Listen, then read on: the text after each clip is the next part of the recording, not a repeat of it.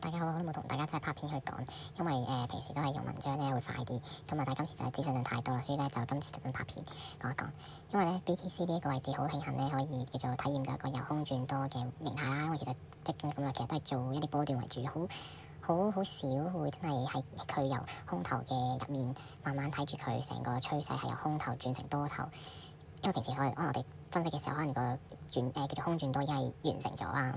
咁未必真係有機會去體驗啦。咁但係今次咧，我哋睇翻佢其實喺前面嘅背景咧1小時啦，一路咧由1月嘅時候開始係由空轉多啦，咁一路跌到落去6萬蚊呢度咧係第一次嘅底部低點啦，6萬蚊。咁之後其實冇破過嘅，佢之後有個反彈啦，然之後咧就開始築成一個嘅三角形態啦。但係我哋見到佢一路咧都係一個嘅空頭排列嘅位置啊 EMA。咁所以咧其實做空咧我哋見咧佢淨係波段咧其實都起碼有3大段先。最尾都仲有一段，而且咧就如果大家有睇啲文章咧，應該就都會睇到佢呢個咧跌穿3個月之後咧回踩，呢個又有好標準，咁所以咧一跌破6萬4嘅時候咧，亦都係真係有下行咗起碼2000點左右嘅。咁然之後咧呢個位置都係空頭轉多頭嘅位置啦。咁我哋見佢前面其實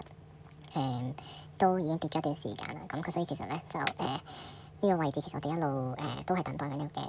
空轉多嘅，其實都係啦。咁就喺呢個位置咧，佢跌穿之後咧，咁其實回踩咧，佢亦都係真係有回踩翻呢一個嘅升穿。咁你見佢呢度跌穿啦，升翻上嚟啦。咁其實咧呢度嘅第一個嘅高點阻力位咧，其實就係6萬5嘅。咁我哋見佢咧9點鐘左右啦，咁就升穿咗之後咧，其實回踩咗落嚟，真係6萬5呢個位置，跟住就支撐就起飛。我哋可以再睇細少少。呢個位置15分鐘啦，首先係有個嘅底背離啦 MACD，咁然之後咧升上嚟之後咧，呢度有個回落啦，回落之後咧就喺9點正嘅位置，見到佢咧MACD 回踩零續，然之後咧金叉就配合咧升穿 EMA 一啲長週期嘅均線 EMA 啦。咁然之後咧就回落，咁我哋順帶逆少啦。咁因為我哋睇翻呢度咧，其實呢個嘅多頭嘅趨勢咧，其實已經形成咗，見到一個大比一個大高，咁所以咧一個高點亦都比一個高點高啦。咁我哋咧認定佢呢個位置咧已經係由空頭轉成多頭啦，起碼細級別係咁睇先。咁所以咧佢亦都升穿咗呢個長嘅 EMA 啦。咁我哋基本上睇佢回落到呢個位置6萬5嘅時候咧，其實咁啱亦都係呢個 EMA 嘅一個長週期嘅位置啊。咁所以如果呢個位係見到佢有一個呢個嘅下行趨勢嘅結束嘅話咧，亦都係依照呢個順帶逆少嘅規矩咧，我哋其實都係可以去持入一個嘅多頭嘅。